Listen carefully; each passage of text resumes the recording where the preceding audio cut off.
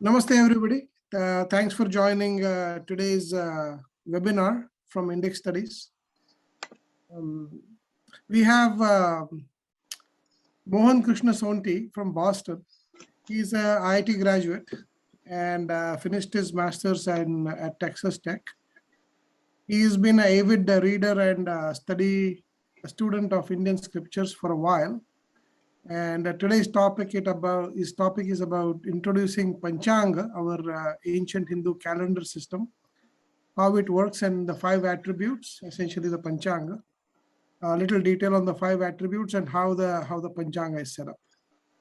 So welcome Mohanji to our webinar, and over to you. Thank you so much. Namaste everyone. I'm Mohan Sonti. So today it's about Panchangam. The 5 attributes. Panchanga is the 5 attributes of the Hindu calendar. So we're going to learn about those, and there are a few more attributes to it that augment, learning about these 5 attributes. We're going to see all of it today. So Panchangam is 5 attributes of Hindu calendar. Panchanga.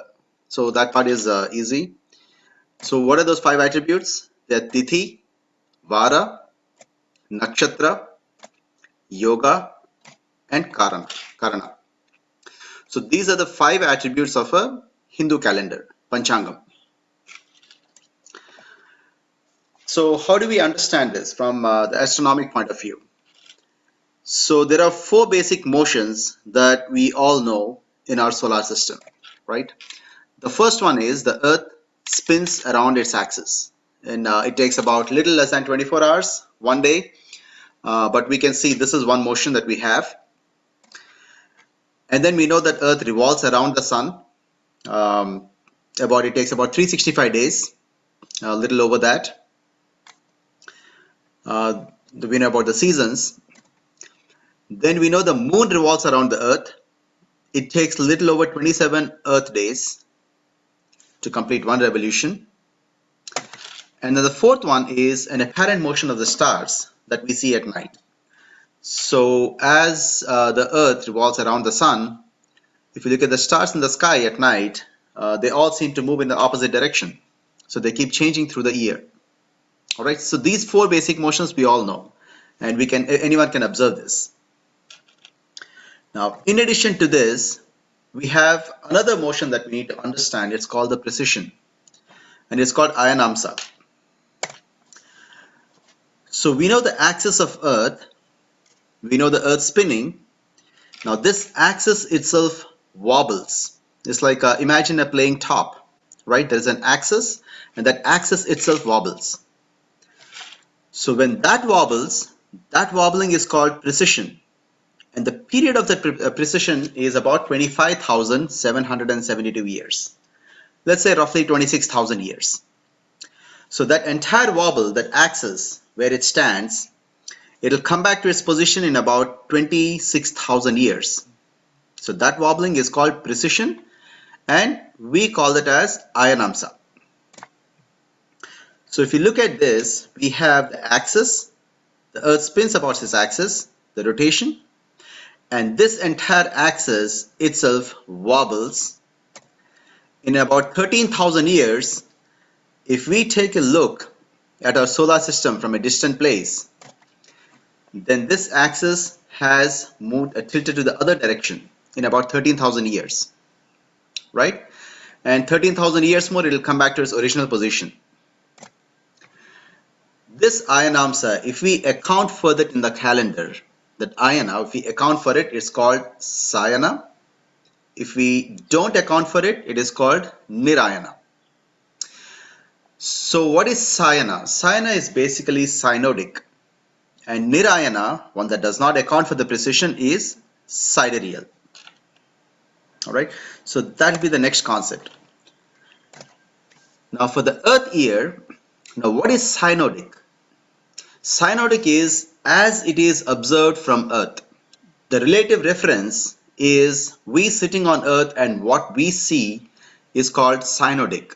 From sync, like synchronizing, it's as if we are looking at it from Earth, and what we observe, that is called cyanotic. So for example, we are sitting on Earth, so we know the equator, There's Tropic of Cancer, Tropic of Capricorn, and these are sun's rays. And we see the seasons change.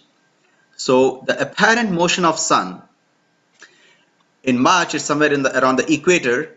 By around June, it goes to Tropic of Cancer, comes back to the equator, goes to Tropic of Capricorn by December, and comes back by March again to the equator.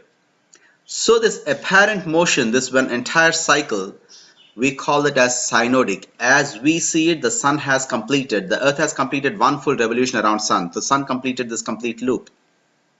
All right. And our seasons depend on it. So this cyanotic movement, we call it as tropical. Okay. So that is exactly one sun cycle. So let's say we look at sun over the equator. It comes back to the equator after one entire loop. We call it as 1 year. We see all the seasons, because all the seasons change, the summer, winter, spring and fall. So we call that as tropical. Okay. But this movement, it is as observed from Earth, the way we see it with our naked eyes. So it is called cyanotic. What is Nirayana? Is sidereal? You can understand that as something that is real. So this is as if seen from a distant celestial location. Let us say you could sit in the space somewhere in the star and look at it, the whole solar system. Then what we see, for us, one revolution is exactly 360 degrees.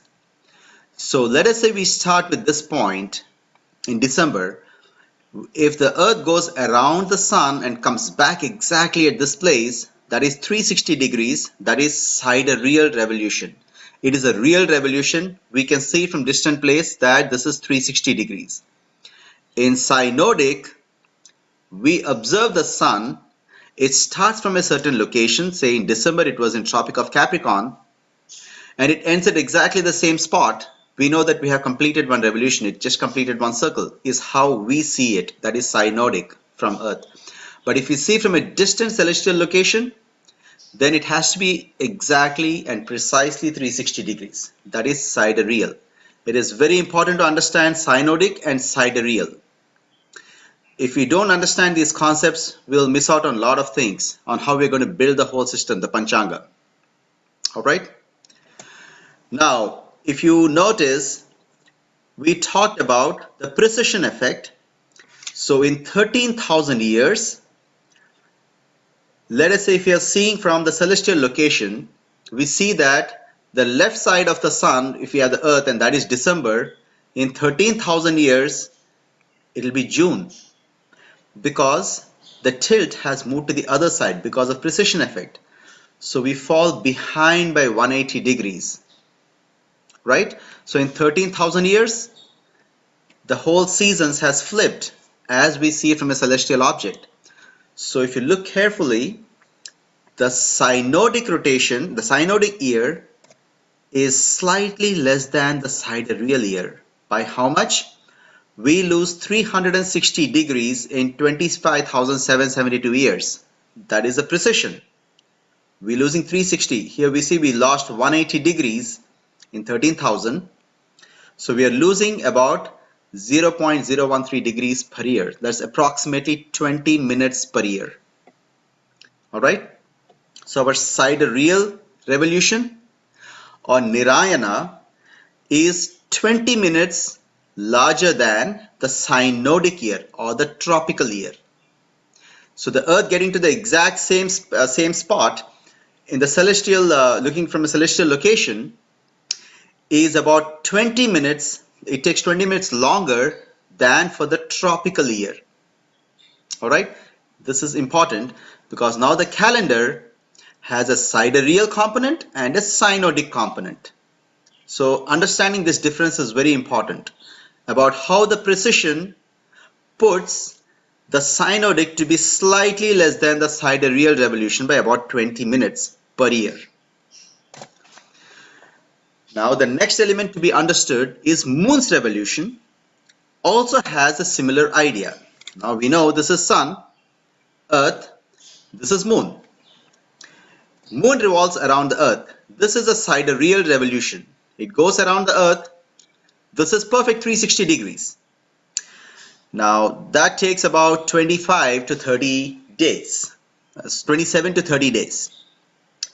So let me explain. In those 30 days, obviously the Earth moves a little forward, right? So the sidereal revolution of Earth, the 360 degrees, is 27.3 Earth days. But in 27 days, the Earth moves around the Sun by a certain angle. Now that brings us to the cyanotic revolution of the Moon. So if you look at it, what is cyanotic is as we see it with our eyes sitting on Earth. We know that sitting on Earth, the Moon is lined up with Sun, and certain amount of time later, the Moon is lined up with Sun again. That is cyanotic revolution.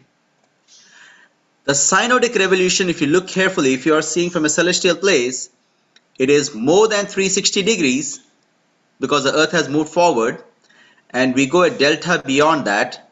So it will be 360 plus delta. This entire circle revolution takes 29.5 Earth days. Alright. The sidereal revolution to complete exact 360 degrees takes 27.3 days.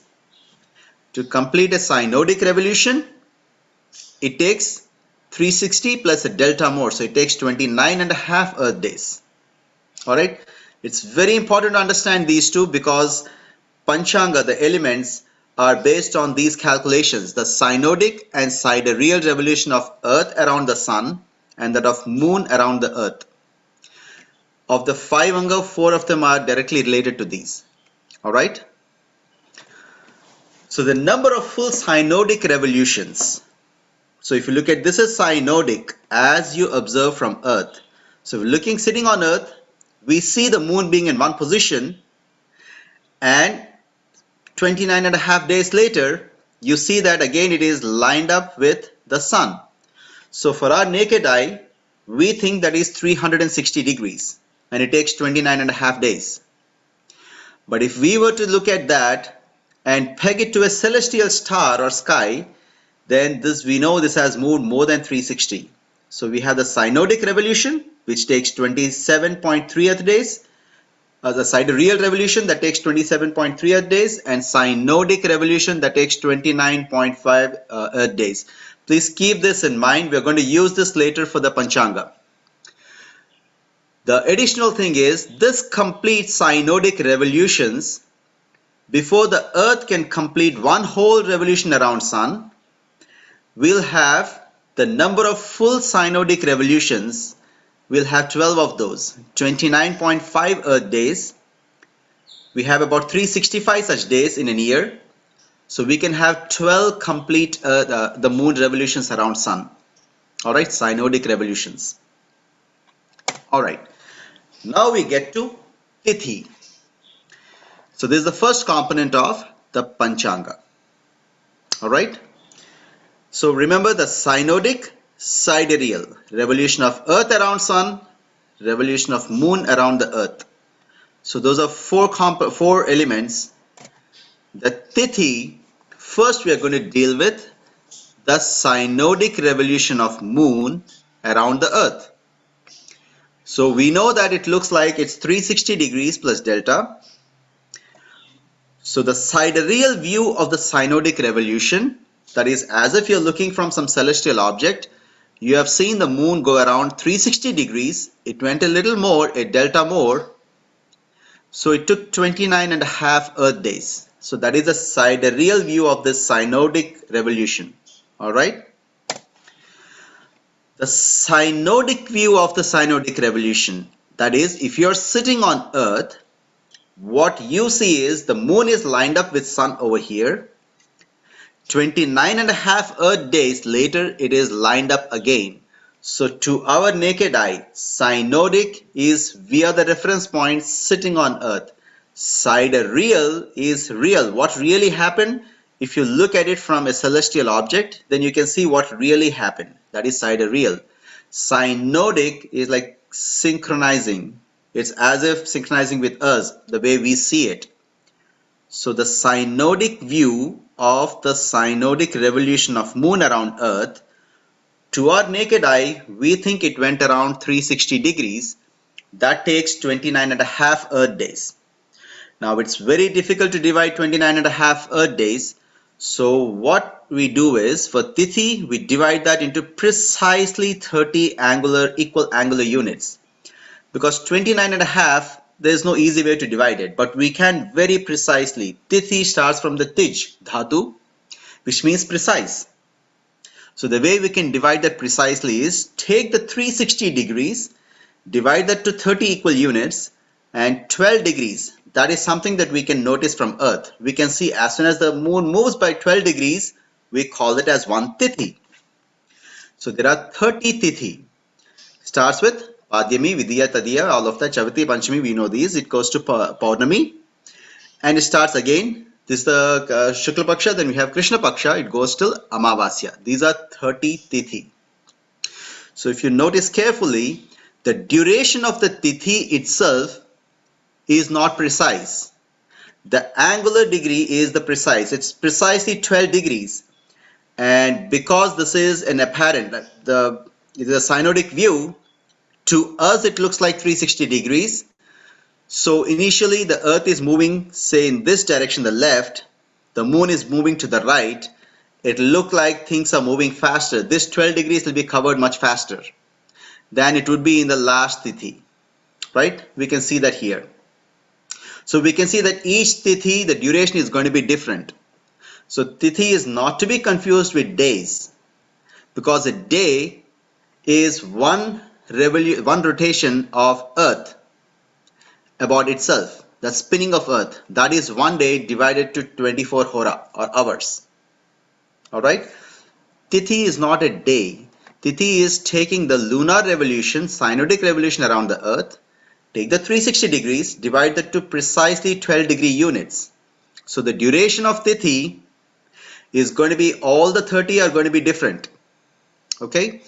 And each of these revolutions, as Earth goes around the Sun, which is slightly elliptical, so each of the Tithi, let's say the Padhyami of one revolution will not be same as the Padhyami of the next revolution. Even they are going to be different, because the Earth, the revolution, this slope is elliptical.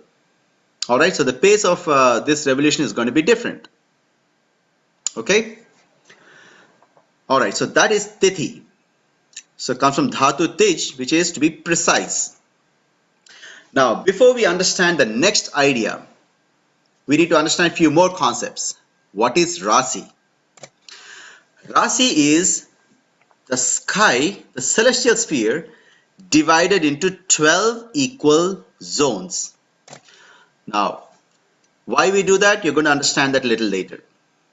So Rasi is 360 degrees of the celestial sky. Look at the sky, divide that to 12 precise units, so 30 degrees each, and they're identified by 12 major zodiac constellations.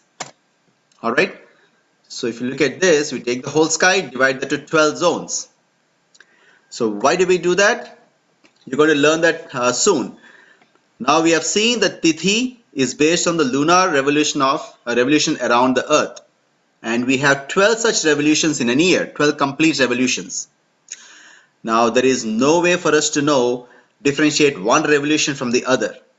And that is where the Rasi comes into picture, where we have the stationary celestial sphere and we peg it to that.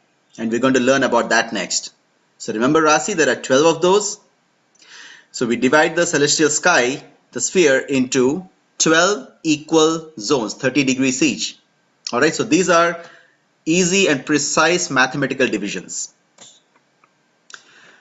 What is Masa? So for us, Masa is like a month, right? It is the full cyanotic revolution of moon around Earth. We have seen that earlier. That is 30 Tithi.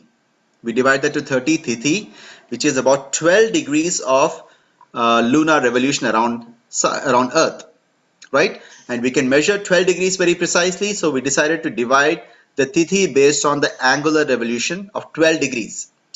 Instead of looking at our clock and saying this is how long it is, we look at the angular revolution, so that way it is very precise. We have 12 such full revolutions of moon around Earth in 1 year. That one revolution is called Masa. Alright, so this is the moon completing one entire loop around Earth. That is Masa. we already saw this earlier, it takes about 29.5 days for Cyanotic Revolution. So we complete 12 such loops.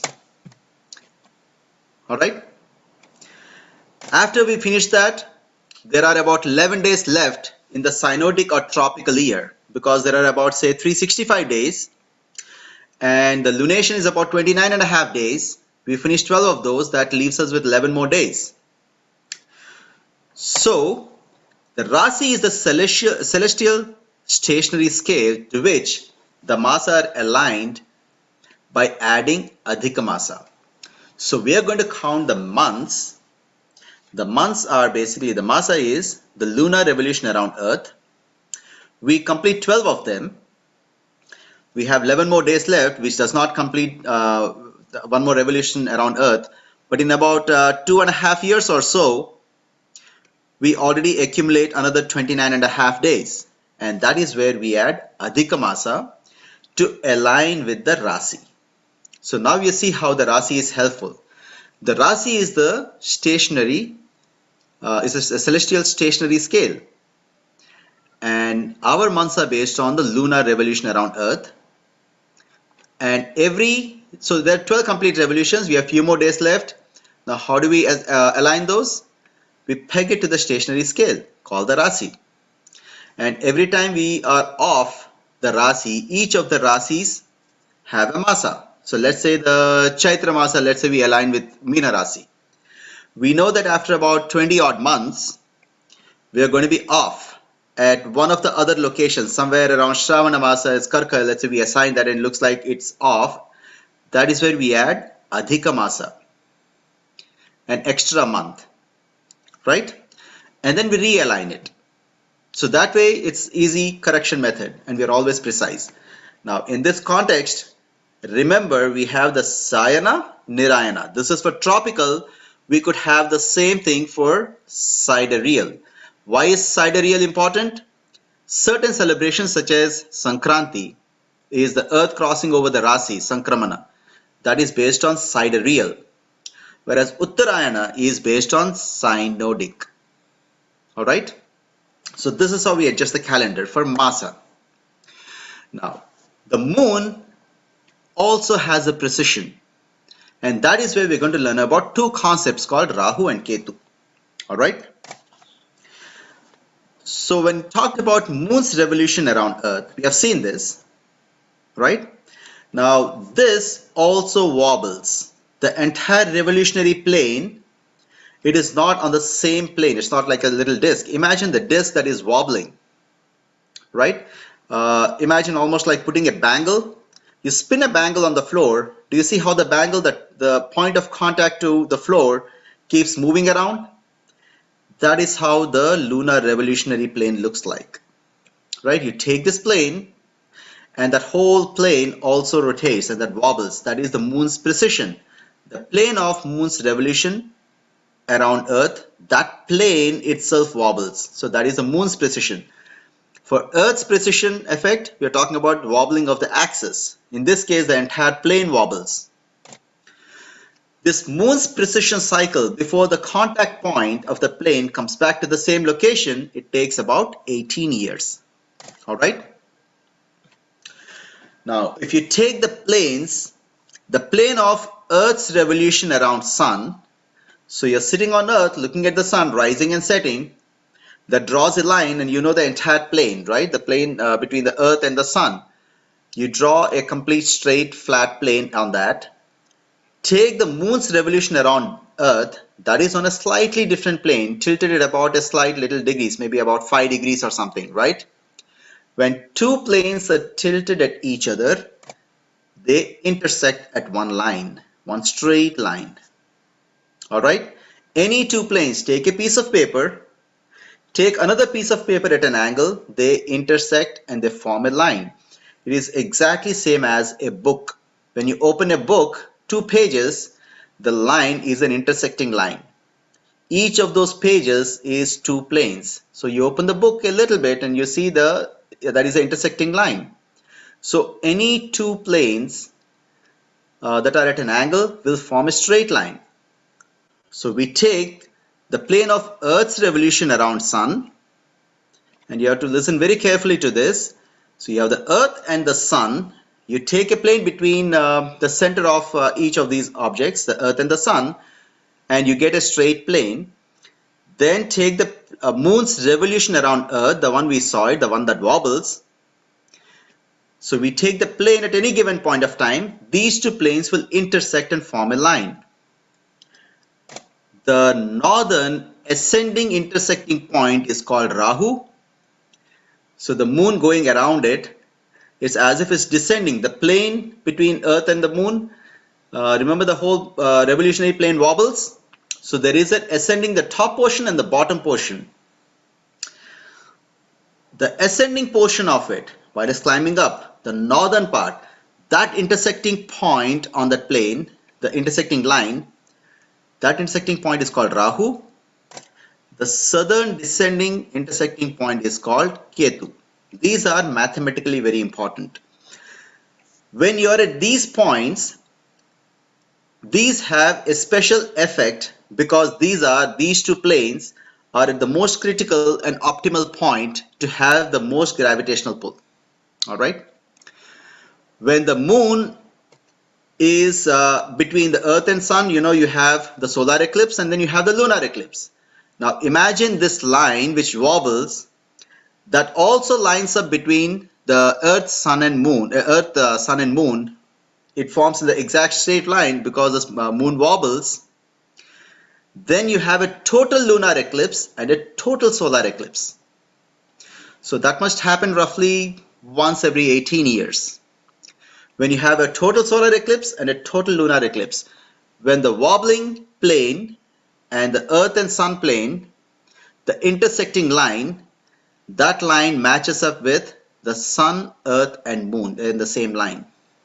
Alright, so the Rahu, Ketu, that is the most optimal point when you have the maximum gravitational pull between these three objects.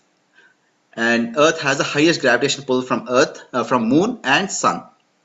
Very important to understand Rahu and Ketu, because then we go to what is called as Graha. Now, for most of us, we think Graha is nothing but a planet, but it is not a planet. So in the Western society, when the current science we call planets, they roughly translated Graha to be planets, and because at some point we had 9 planets, not accounting for Pluto now, so probably 8. So the question was, did our ancients know about all the 9 planets, and did they really call Sun as a planet? No, not really, because the way we looked at things is different. The planets is actually a misnomer for Graha. Graha, the dhatu, if you go to the dhatu, it means one that holds or has an influence or a pull is called Graha. So we have different words such as Nigraha, Agraha. So if you look at all these different words in Sanskritam, you'll see Graha is one that has a hold or has an influence or a pull. So any object that has a significant pull on Earth is called a Graha. It is not the planet. So in the present day science, when in English we say planet, that is something that revolves around the Sun. The definition for that is different. For us, Graha is an object that is near Earth and it has some hold or an influence, a gravitational pull on it. We have 7 such celestial objects. The most influential one is Sun, then it's Moon, Mars, Mercury, Jupiter, Venus, and Saturn. So if you look at the average pull, the average gravitational pull over the entire course of the revolution of these objects around the Sun, and where they again align at the same spot, right? If you look at the mean or the average of it, then they fall in the same order. The Sun has the most influence or the most pull on Earth, and second most object in space that has pull is Moon. Then comes Mars, then Mercury, Jupiter, Venus, and Saturn has the least pull. All right. And then there are 2 special mathematical points that we had, if you recollect. We just learnt about it. One is called Rahu, the other is called Ketu. All right. We learnt about that just in the previous slide.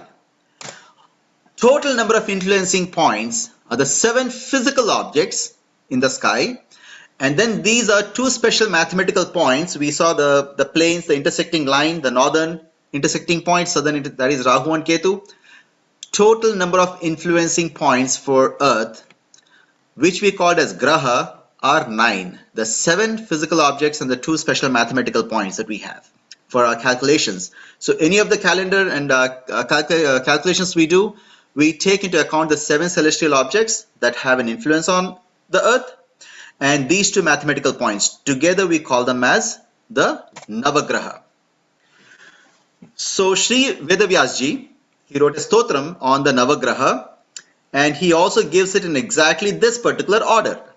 And today if you look at it, if you look at the average gravitational pull, the net influence these 7 celestial objects have, the solar system objects have on Earth, then it forms in the same order.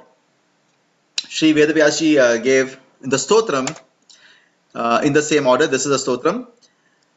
In the Navagraha stotram, if you look at this order, you have Aditya, Chandra or Soma, Mangala, Buddha, Brihaspati, Shukra, Shani, and then we have Rahu, Ketu. Now you have to understand these pieces. From here on, we'll go to the remaining 4 elements of the Panchanga. So we learned about Tithi. Then we pegged the Tithi to Rasi, the celestial stationary scale called Rasi. Then we learned about Masa, then Graha. Now we get back to the remaining 4 elements, Vara or Vasara. Vara is simply dividing the Earth days linearly into units of 7. So there's some way to keep track of the Earth days. So the way we keep track of the Earth days is simply take each of the, in reality it's actually a cyanotic rotation of Earth. If you understand, we take those days and linearly divide them into units of 7. Now what has this got to do with Graha? This 7 units division is based on the 7 Graha that we just talked about and is in the same exact order. Alright, so we gave the 7 unit chunks the same names and in the same order that the 7 Grahas are defined. Interestingly, the division of this unit, 7 unit division, the names and the order of those are same across all the world cultures, anywhere you look at it. So in Sanskritam we call it as Surya or Aditya, Ravi, Chandra or Soma, Mangala, Buddha, Brihaspati, Guru, Shukra, Shani. So we have Adi Vasaraha, Ravi Varam, Soma, Mangala, Buddha Vasaraha, Guru, Shukra, Shani. If you look at all this Latin, Germanic, Norse, Roman, Old English, and these are the current English. The Sunday is the sun, Ravi. The Monday is about the moon. The Tuesday, Tu is basically Mars, right, in Germanic, which is Mangala. So you have all the names. Same with these are 7 Grahas that we had listed earlier. These 7 match up with these 7 days. So our ancients have decided to linearly take the Earth days, divide it into chunks of 7, and this is what we get. And across the world cultures, we have the same thing. Now, what is Nakshatra? We know the revolution of moon around Earth. Sidereal revolution of moon takes 27.3 days. Remember we did Cyanotic Revolution, now it's sidereal revolution of moon. The Cyanotic Revolution was 29.5 days. We divided that to 30 units, called it Tithi. We pegged it to a celestial sky called Rasi. Now we take the sidereal revolution of moon, which takes 27.3 days. We divide the sky into 27 equal zones and we call them as Nakshatra. Functions just like Rasi, but here for Tithi was cyanotic, just looking at the moon, and we peg it to a sky. Here the revolution of the moon itself is sidereal. It is pegged to the sky. We divide that into 27 zones. Why 27? When it was 29.5 days for cyanotic, we did 30. For 27.3 initially, some people tried 28, but that doesn't divide well. So for the 360 degrees, and 27 gives a very nice division for 360 degrees. So we choose 27 Nakshatra. The sidereal position of moon is already pegged to the celestial stationary scale called Nakshatra, which is 13 degrees and 20 arc minutes. Alright. Nakshatra is identified by 27 major stars. And these are the 27 nakshatra. So nakshatra is already pegged to the sky. 27 equal zones, 27.3 days. So like Tithi was 12 degrees, 30 degrees each, 360 over 30. 12 degrees each. We had 360 degrees into 30 units was Tithi, so it is 12 degrees precise. Nakshatra is 13 degrees and 20 arc minutes. So this can also be measured very precisely. So we divide the sidereal revolution of moon into precisely 27 units, angular units of 13 degrees and 20 arc minutes. Each one is called a nakshatra. Now what is yoga? So we have accounted for the cyanotic revolution of moon around earth. Now we saw the sidereal revolution of moon around earth, which is nakshatra. Cyanotic revolution of moon around earth was Tithi, pegged to the celestial scale Rasi, revolution defined as Masa. Now then we learned about Vasaraha, which is linearly taking the days, dividing it into units of 7. Now comes the yoga. So nakshatra is accounting for the sidereal revolution of moon around earth. We just saw that, divided into 27 units. That gives us precise 13 degrees, 20 arc minutes. Yoga is, so we saw the Vasara taking the earth's revolution, divided into 7 units. Now we have a sidereal revolution of earth that we haven't accounted for yet. The cyanotic revolution of earth was tropical. We already accounted for that as part of Tithi and Rasi. Sidereal revolution of earth we haven't accounted yet. So yoga is accounting for the sidereal revolution of earth around sun. So what is yoga? We take the angular sidereal revolution of moon, which we already accounted for in nakshatra, which is 13 degree 20 arc units.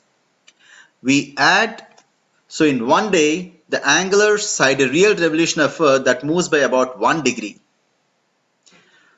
So the yoga is the summation of angular revolution of moon plus the angular revolution of earth being 13 degrees and 20 arc minutes. So you see yoga falls short by about 1 degree. So taking yoga and superimposing on nakshatra gives you a slight differential. It almost works like a vernier calipers. Alright, because it slides back very slowly. So each of the the sidereal revolution of moon, we have plenty of those around earth. Each of them, you take the nakshatra, and if you tell the yoga, then you see the yoga slides back. There are 27 yogas, 27 nakshatra, but the yoga slides back. Even if they line up initially to one yoga to nakshatra, they slide back gently by 1 degree at a time. So you see, you give a data point of the Rasi, Tithi, Masa, Vasara, Yoga, Nakshatra.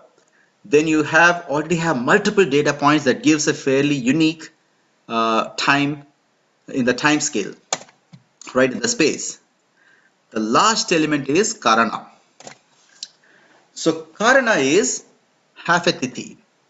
Now we have seen the earth revolves around sun. We know the cyanotic and sidereal. The cyanotic revolution, we call that as Cyana or tropical. Then the sidereal revolution, we took care of that in yoga. Now, the earth days, we divided them into units of 7 little chunks. We call that as Vasaraha, based on the 7 graha, right? Now, Tithi there are 30 Tithi that we saw. To count the Tithi, we also divide them into chunks of 7. But one Karana is half a Tithi. So that gives us 60 Karana, which is not divisible by 7. So we see that there are 11 types of Karana. 4 are used only once. So 2 Karana for 1 Tithi during Amavasya that we see over here, because there are 2 Karana per Tithi. The Karana is half a Tithi. So there are two Karanas that are used for Amavasya. One Karana is used before Amavasya and one after. These 4 Karanas are used only once. The remaining 7 Karana is repeated for the remaining 20th Tithi. Now it is divisible. Alright, so these are the names of the Karana. Then it goes to Bhava, Balava, Kaulava, all of these. So these 7 will repeat over and over until it gets to the end. And we have the Tithi before, half a Tithi before Amavasya. And Amavasya has 1 Tithi, the 2 Karanas for that. These 4 have unique names. So just to sum things up, this is almost the complete idea of the Panchanga. So what have we learned? Just to sum it up, we have something called, we see the 4 motions of the planetary system, or the Earth, Moon and the Sun and the stars, what we see from Earth. We learned about the precession of Earth. That gives rise to the Cyanotic Revolution and the sidereal revolution of Earth around Sun. The Cyanotic is called, the precession is called Ayanamsa. Cyanotic is called Sayana. Sidereal is called Nirayana. Alright. Similarly, for Moon also has a Cyanotic revolution around Earth and a sidereal revolution of Earth, revolution around Earth. So based on these 4 elements, we started off with learning Tithi. Tithi is Cyanotic revolution of Moon around Earth. We divide that into 30 equal angular units. So that will be 12 degrees each, which is very precise to measure, which also means no 2 Tithis are going to have the same duration. They have the same angular duration, not the real duration in terms of the timeline. From Tithi we learnt about, next was we learnt about Rasi, how we are going to peg each one of those revolutions to celestial sky. Then we learnt about Masa. Each of that revolution, the 30 Tithi, is 1 Masa, and we have different names for 12 Masa. And then we align it with the celestial sky, Rasi, where we add Adhika Masa. Then we learnt about Graha. Graha is not planets, it's something that holds and has an influence on Earth. And we saw there are 7 celestial objects that has it. And then we saw 2 mathematical data points, the important significant data points, because Moon has a precession. The data points is called Rahu Ketu. Together gives us the Navagraha. Based on the Graha, we have Vasara, the 7 days, and across the world cultures, that's what they use. Then we learnt about Nakshatra, which is the sidereal revolution of Moon around Earth. Divide that to 27 equal units because it takes little over 27 days. The reason we didn't do 28 is because 360 degrees cannot be precisely divided into by 28. But we can divide that to 27, giving us 13 degrees and 20 arc seconds. Then we took this nakshatra, which is already pegged to the sky, and then we created a small differential, almost like a vernier calipers, called yoga, which accounts for the sidereal revolution of Earth around Sun. Then we have Karana, which like Vasara divides the days into 7 units, Karana divides the Tithi into units of 7. Alright, these are the 5 Angas. Alright, so any questions?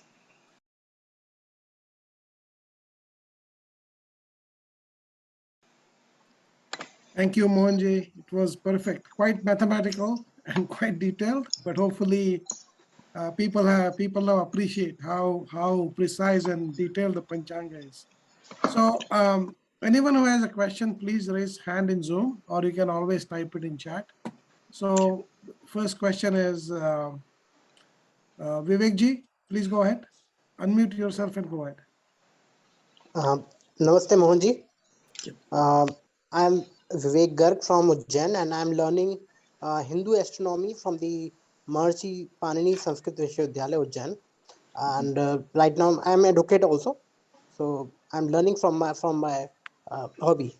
So one thing I want to ask you, that what is the implication of the Hindu astronomy on because in the Hindu astronomy, the position we used to take of the earth as a stationary, and we think that the sun is revolving around the earth, and we keep the sun at the position of third, as a third planet. First is the Mercury, then the Venus, and then the sun, and Mars come after that. So while studying our eclipse, is there any variation according to the both the studies, or it's the same? All right.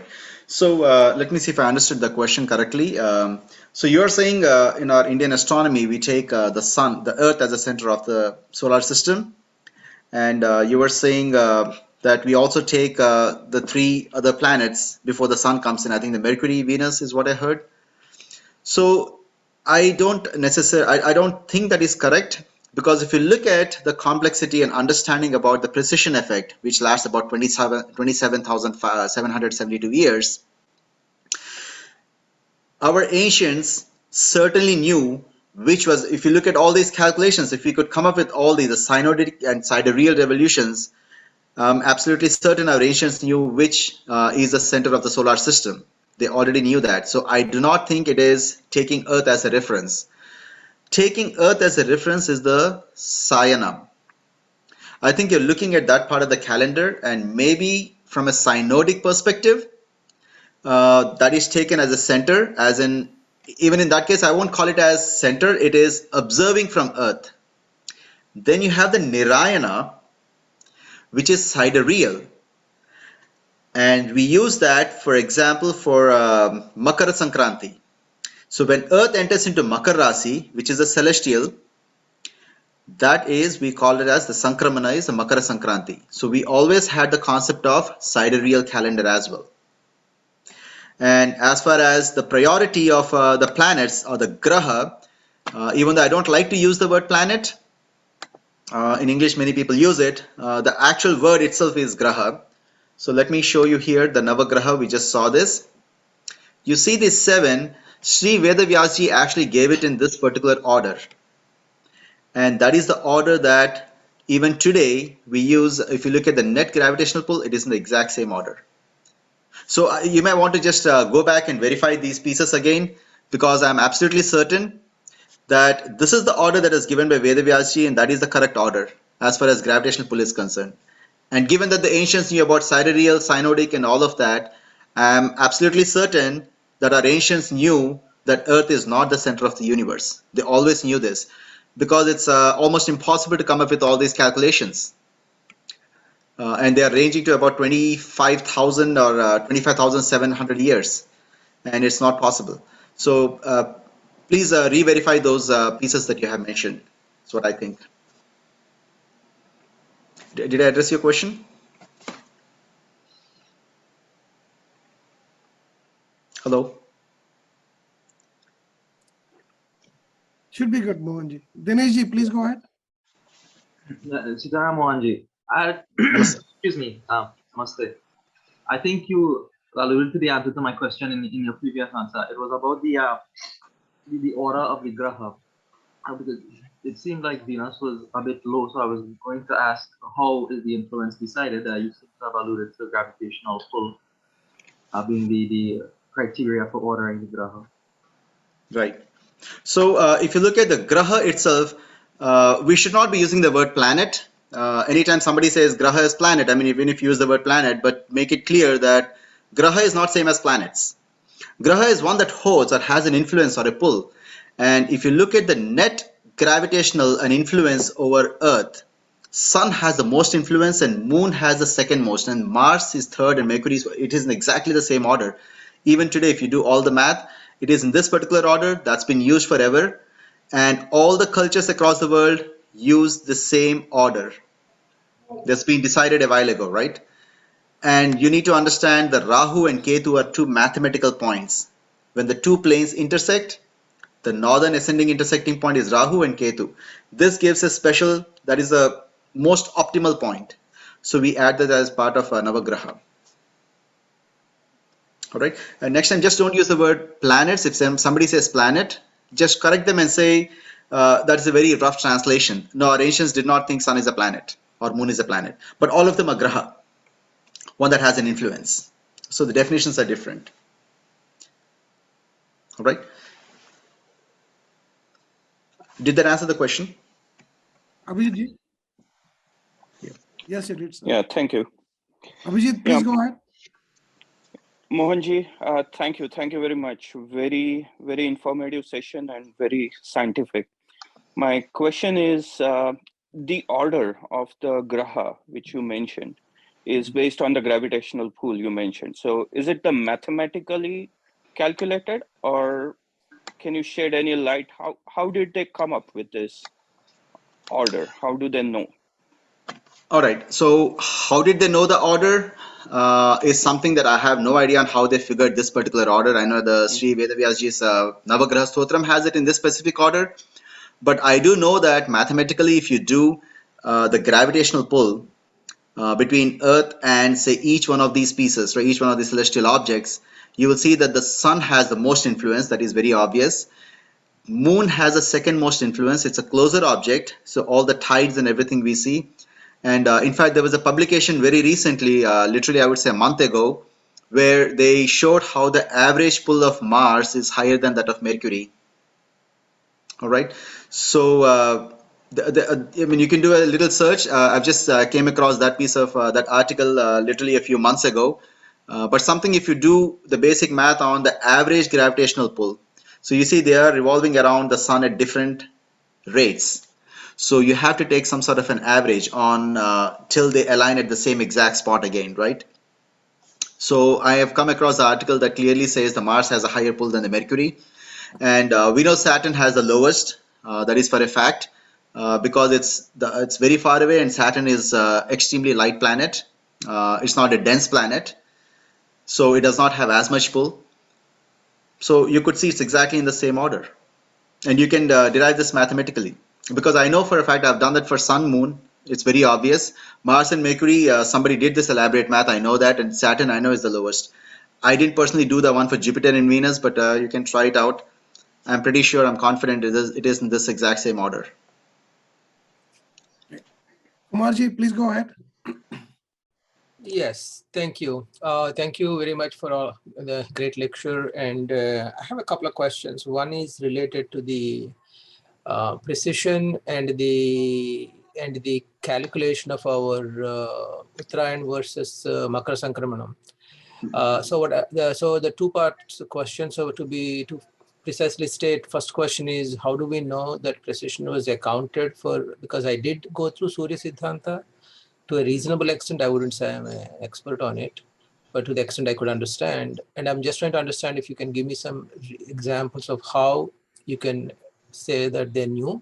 The second, and what basis on what evidence. The second is, if Uttarayan is starting with the solstice, we are off by about 20 some days, and many articles came about. And what is your view on correcting the two or connecting the two? So those are two separate questions. Right. So the way I understood that, right, is we already have the idea of Ayanamsa, right, Ayana, which is basically a precision. Now the reason I would say they knew about the sidereal and cyanotic is because we have, say, Makara Sankranti, which is pegged to the Rasi, and that is a sidereal event.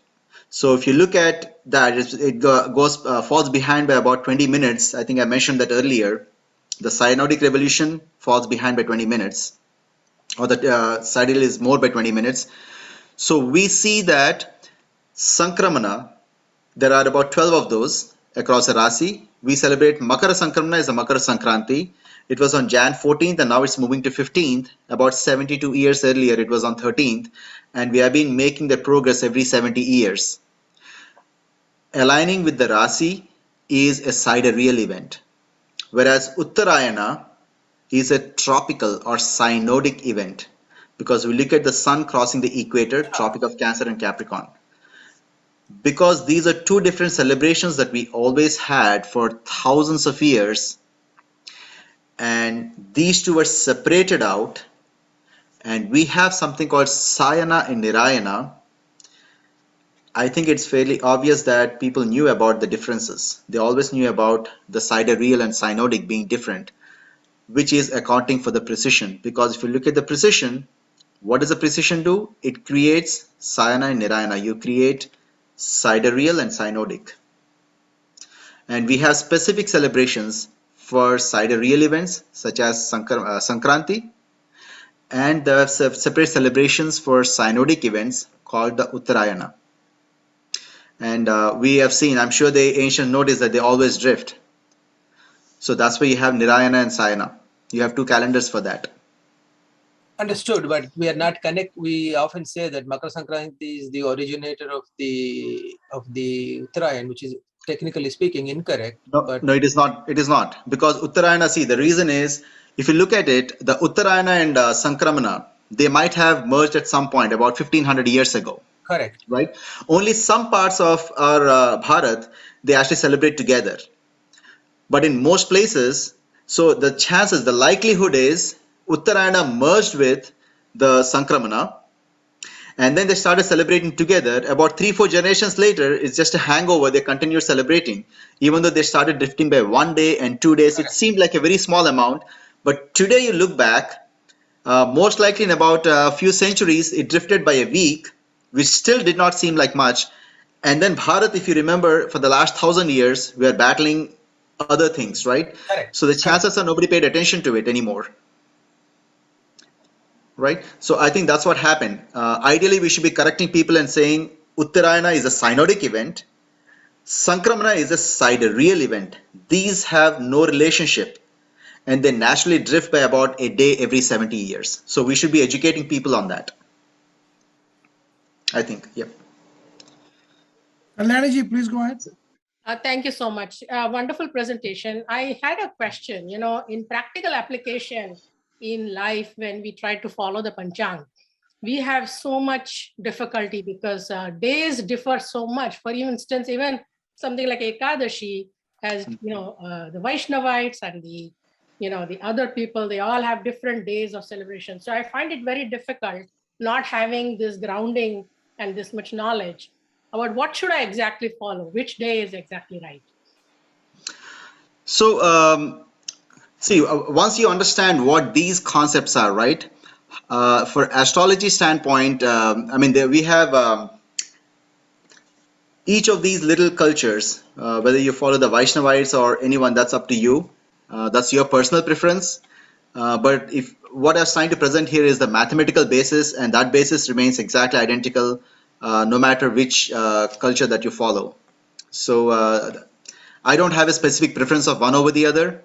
But I think that's more of it's a personal preference. The math behind it, all the Tithi, Karana, Yoga, all of those remain the same. What astrology does is, just as in our regular life, we all wake up in the morning and we say in the morning you're going to have your breakfast, noon you have lunch. It's actually synchronizing it. That's precisely what we are doing. We take all of these pieces in the calendar. What astrology does is, we actually, when you look at the muhurta and all of that, we're actually synchronizing our life. And we're synchronizing with the nature. So that's what the astrology is doing. It's a good application of the Panchanga. Each of the traditions follow it differently. I wouldn't say any one tradition is any better or superior to the other. I would say all of them are equally good. It's a personal preference, is how I would look at it. Atulji, please go ahead. Good evening, Mohanji. Thank you for the detailed explanation on these things. I would like to understand whether our ancient sages were aware about the universe and the Milky Way also, or the knowledge was restricted only to the solar system. So as you can see that to come up with all these numbers, the yoga, karana, and you've seen the math behind it for the nakshatra, rasi, and all of that, right? The graha. It's fairly certain that they did know about all of these precision effects and other things, because the reason we have two separate celebrations and different calculations called the Nirayana Sayana. Now, regarding the Milky Way itself, I don't know precisely what it is, but when you talk about Ksheerasagara Mathanam, there's a chance. I mean, that's something we need to do more research on, but it's a possibility. Definitely, I would think so, because if they could know all of these things at that time, then I think it is not far-fetched to think they already knew about these pieces as well. Also, given the fact that the Ksheerasagara is probably sounds something similar to that. Yeah, in fact, they have a knowledge about few stars like the English say 7 stars. These things, all these things, they knew about the few of the stars. I could not find any references for the entire Milky Way or the other stars. That's true. I mean, what is important stars today may not be same as what it was earlier. So whoever has studied it, they might have studied it for a reason, for reasons of that time.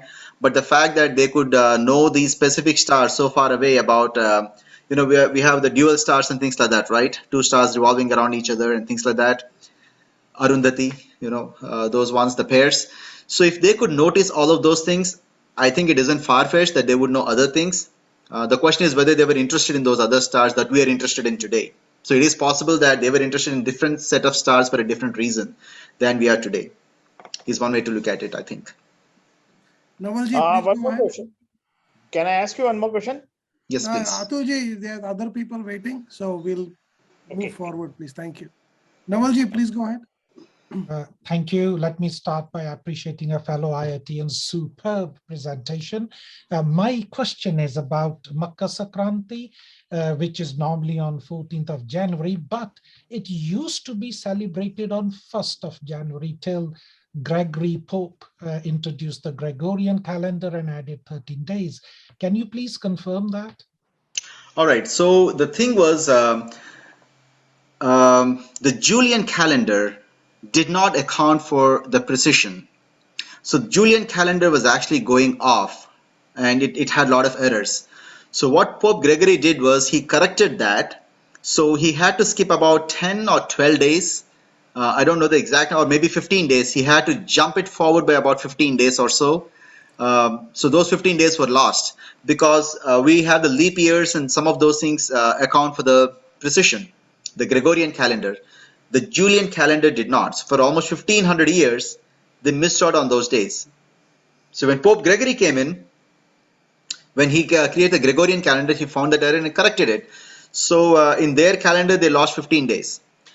So on the Gregorian calendar, yes, the Sankramana event moved ahead by 15 days.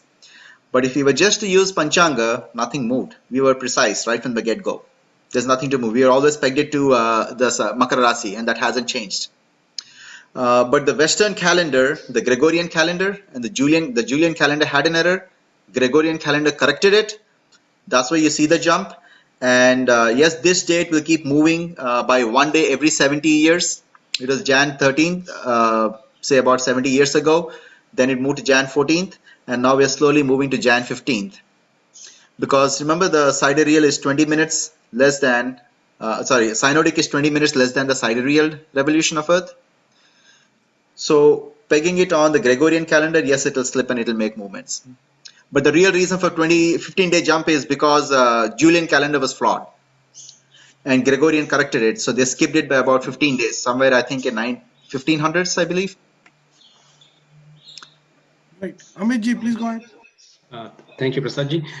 Thank you, Mohanji, for a great presentation. I actually just wanted to make a comment about the earlier statement by one of the audience, Mr. Kumar Vadaparti, about his reading the Sirius Siddhanta and not being, whether the question, his point was whether the ancients knew about their precision.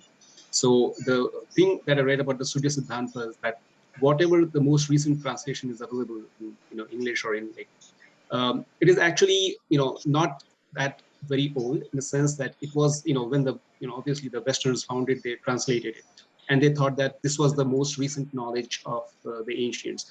But actually what I want to make comment is that the Surya Siddhanta is more like a handbook as against a text. So it was always updated over centuries, like thousands of years. So sometime, obviously since we don't have written text and cannot be confirmed so easily, 10,000 years ago, the Surya Siddhanta would have observed or made observations of the specific planetary constellations in the sky at that time. And as they progressed and as they changed, it was updated. So what the most recent book is available in English or in to be read today is the most recent one, and that's how it hasn't been updated since that time, but it was always updated. And just wanted to make that statement. Thank you. Ganesh That ji, makes sense. please I go think on. accounting for the oral tradition, right? We have to account for the oral tradition that we had, and we cannot look at the Western translation and the most recent one and decide that that's what they knew at just at that time. So, Namaskar, makes sense. Mohanji. Yeah, namaste. Question. I mean, based on my understanding of based on the S.B. Dikshit's book, what they claim is Chaitra and Vaishakha, even as per today's, the way we are doing the Sankalpa, right? We call it as Vasanta Ritu, Chaitra and Vaishakha. And what they claim is after every 2000 years or so, it shifts actually. If you see practically, Chaitra and Vaishakha corresponds to Grishma Ritu, not a Vasanta Ritu, practically. But Okay. because during the Sutra period, Chaitra Vaishakha was corresponding to Vasanta Ritu, even today we are telling Vasanta Ritu when we do the Sankalpa in our daily puja also. So why there is no initiative to correct these things even after, lot of our experts understand all this, astronomy related stuff. Still, there is no initiative to adjust these things based on the actual scientific things. I am not able to understand that part. If you could. So, if you look at it, some of those things are cultural hangovers that we continue to have. Some places they have corrected it, and some places just they continue to use it. For example, in some parts of Bharat, they still celebrate Uttarayana and Sankranti as the same day. We all know that Uttarayana is a cyanotic event, and Sankramana is a sidereal event. So these two would obviously drift by one day every 70 years. So big chunks of Bharat, they don't celebrate them together. They have Uttarayana that is different, and they also have Sankramana. But some parts, they still do it. I think many of the reasons are just cultural. But certainly these need to be corrected, in my opinion. Because we already, the people who already know these things very well, there's a very sound astronomical basis for all of these. And good math went into it, good thought process went into it. But why the examples that you gave is mostly because of cultural reasons, I would say. But if somebody could correct it, that I think that'll be a good start. It'll be very nice. So please do suggest and say so, right? Thank you. Manju ji, please go ahead. Namaste ji, thank you so much for such a clear and scientific presentation. My question is on Karana. Does it map to a geographical phenomenon, and what was the purpose of defining Karana? Was it to line up something? Maybe I missed that. All right. So basically, the way we take care of the Vasaraha, which is linearly dividing the whole revolution of Earth around the Sun into units of 7 based on the 7 Graha. Karana is just used to divide up the 30 Tithi. Half a Karana is one Tithi. Sorry, half a Tithi is one Karana, divided into chunks of 7. The Amavasya, half a Tithi before, half a Tithi after. This Karana is used, so one is just like Vasara, we're going to divide them into equal chunks and simple units. And the Karana is also used for further subdivisions of getting many other finer the time units. Like for example, we have the Kala, Kastha or Muhurta, and many of those things are also based on these. So this Panchanga just stops at dividing this into these 7 units. But there are divisions below that too. Like I said, you have Muhurta, which is about say 48 minutes. So the Hora to Muhurta to Kala, all of these things are further divisions of these. So I would assume that is the reason of why they have the Karana and the division of into units of 7. Excellent. I'm just going to read up a question from the chat. So Yeah. Swati Kulkarni asked, how do you predict rainfall based on Panchang? So how do you predict rainfall? I don't see any of these as so-called predictions. I would say they are more like a mathematical calculations, almost pretty much like the way we also predict the future weather, right? How the weather is going to look like a week from now, or we also know there's going to be a summer after this. We know there's going to be a fall. If you look at the Panchangam, if we have a precise time on the sunrise and sunset, and there's so much information packed into it, I'm sure people can, over a period of time, they have developed a lot of techniques to analyze all of these pieces and come up with things which I would say is a mathematical outcomes, but they call it as prediction. So I think that is how they must be doing it. It is not a belief system. If somebody thinks it's just a belief system, it is not just some believing something is going to happen at some point. This is based on, there's a lot of empirical data and also a lot of mathematical data on this. So it is more like mathematically arriving at a certain event and saying this is what would happen. Just as your weather prediction, which is not a belief system. There is a lot of crunching of data that goes into it. So that is how they do it. Excellent. So one last question, Mohanji, and we'll stop after this. It's already 12:15. Obviously, Panchang system is used in astrology quite a bit, especially the influence of Graha and Rahu and Ketu. One last question from Narayanan in the chat. Saturn is very important in astrology, which means it has a big effect on all of us. But you say Saturn pull is weak. Can you please explain the variance? All right.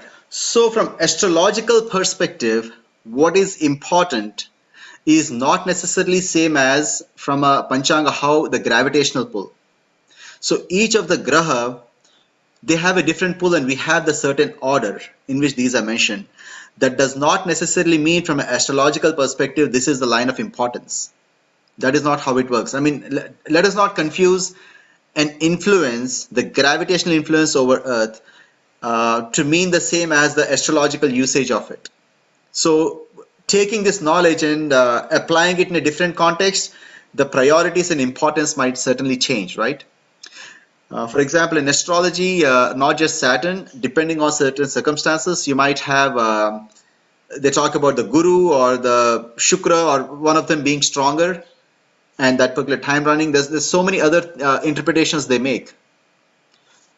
So it is not exactly the gravitational pull. It's not just linear straightforward is what I'm trying to say.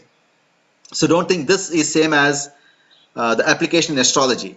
It is not just the gravitational pull that they're looking at. This is the order from astronomical standpoint. And that is the order we use.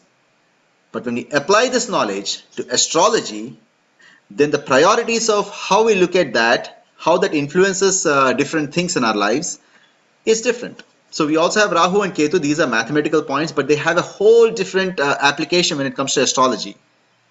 But when it comes to astronomy, we understand what these mathematical points are, right? So I hope you can differentiate the application from just knowing the astronomy part of it. I hope that answers the question. Excellent, Mohanji. So we are on top of the hour. You'll see this presentation was superb. Great comments in the chat. Appreciate you coming on our forum, Mohanji, to talk about Panchang, very important topic. We have been using it for generations, for thousands of years, but we are missing this knowledge behind this. So appreciate Mohanji and appreciate every, all the participants and people who ask questions. This is, we'll conclude the session. Thank you so much. Namaste.